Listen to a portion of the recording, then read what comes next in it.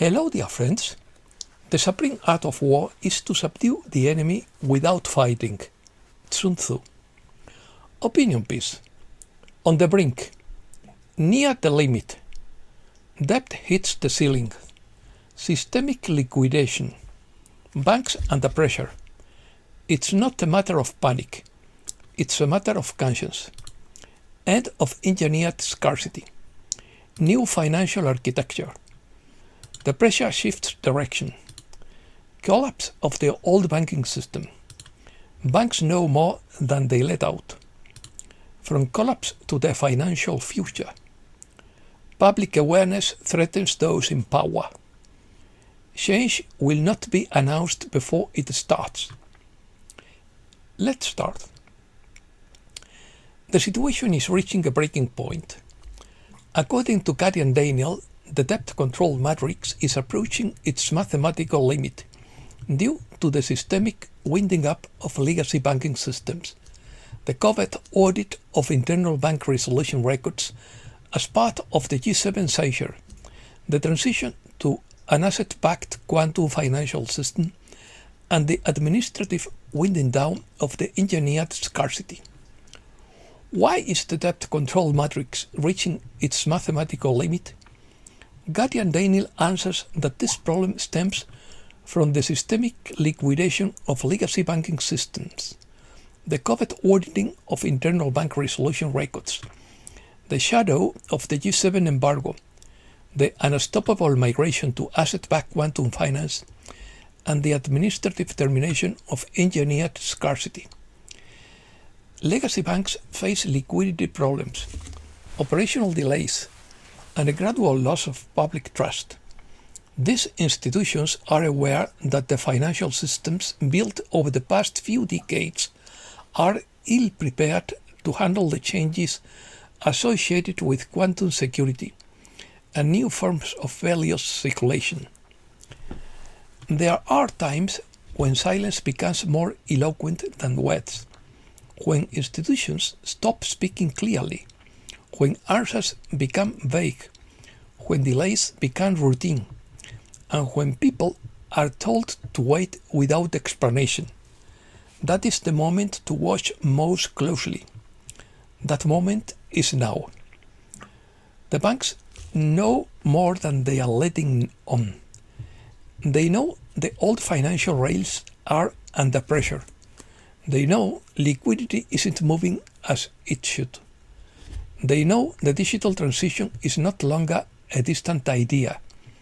They know the quantum age is approaching. And they know that systems built for yesterday can't bear the full weight of what's coming next.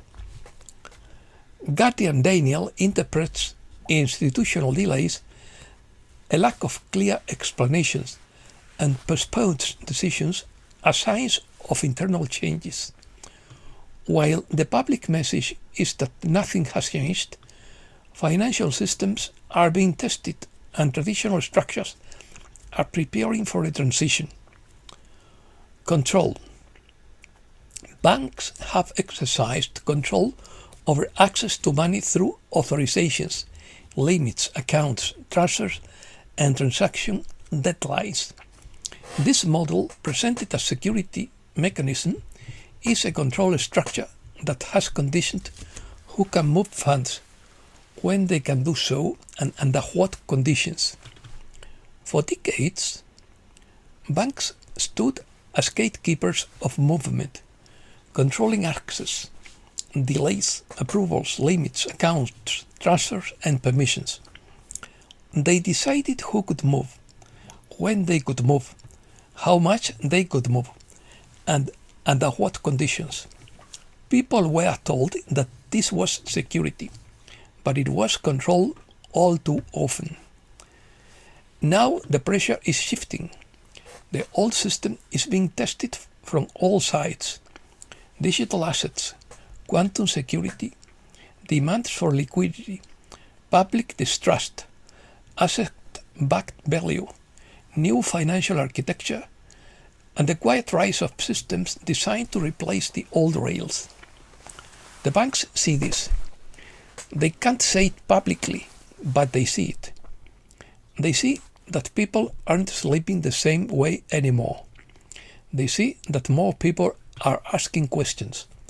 They see that the old explanations no longer satisfy those who are awake.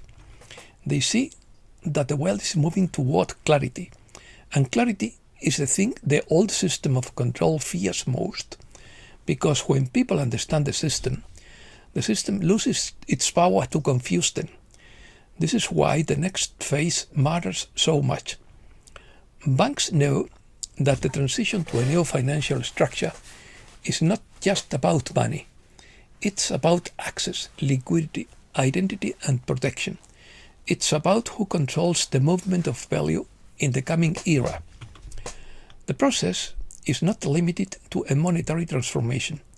It affects access to financial services, liquidity, identity, and user protection.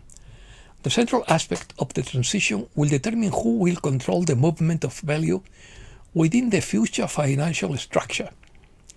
We are following the signals, listening behind the noise, studying the pressure points, observing where the old system lags behind, where it resists, where it hides, and where it silently prepares while telling people that nothing has changed.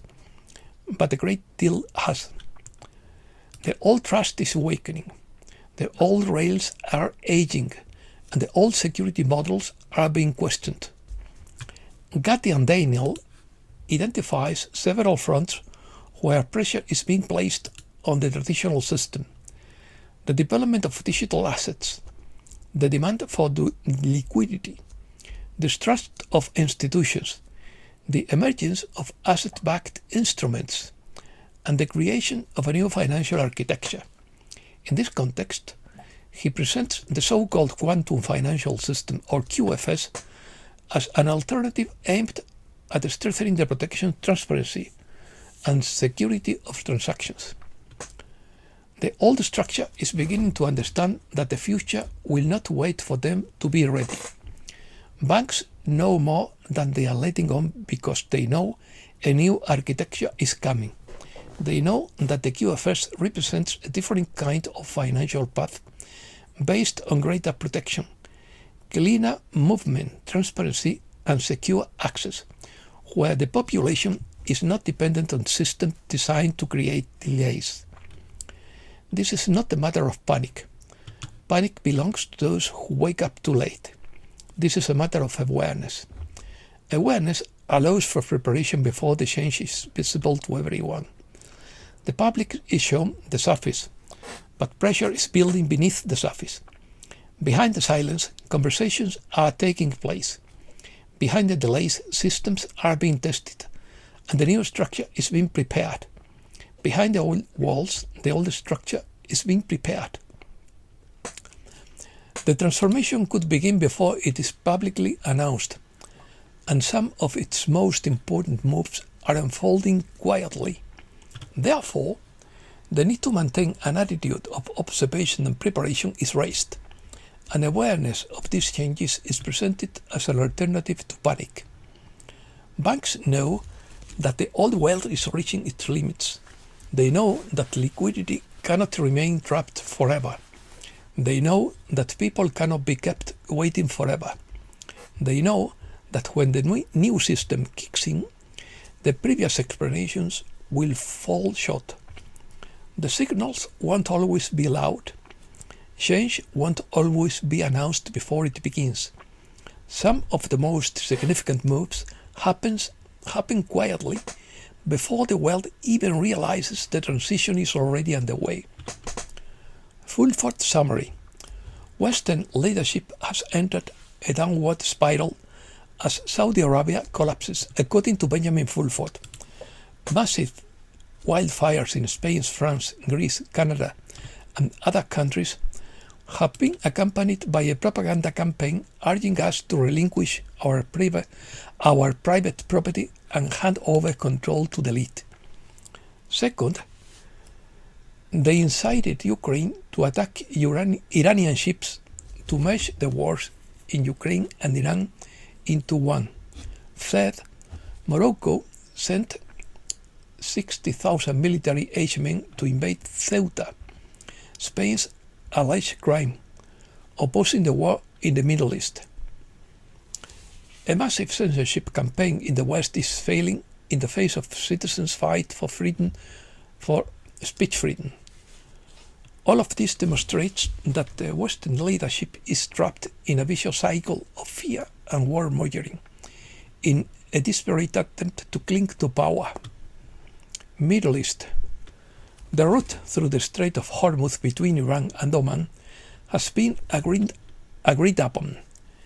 The Iraq-Syria oil pipeline will avoid the Strait of Hormuz. Economy. Gold soars and stocks fall. Stocks fall and oil rises. Copper surpasses $14,000.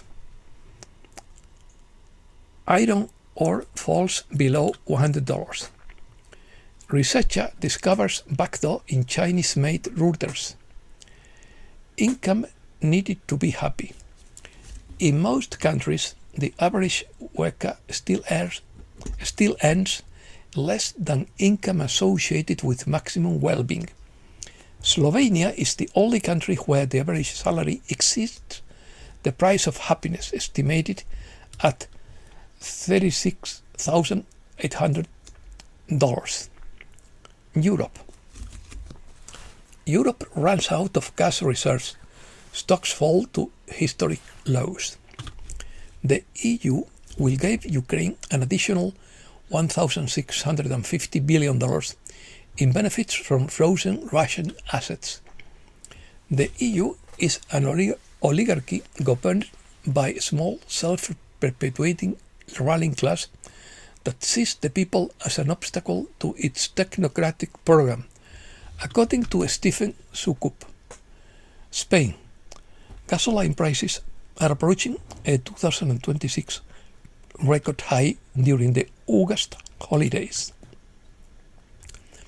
Spain is nearing 50 million inhabitants, with 10.2 million people born abroad. Half of the foreign beneficiaries of social assistance in Spain are Moroccan. Spanish opposition leaders are calling for President Sánchez to be put in the dock for his mistakes on immigration. Morocco is willing to take in its unaccompanied minors if Spain removes legal obstacles.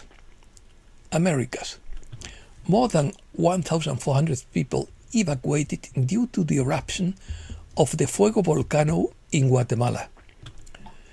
Argentinians take to the streets to protest the land law reform. And that's all for today. Thanks a lot, dear friends.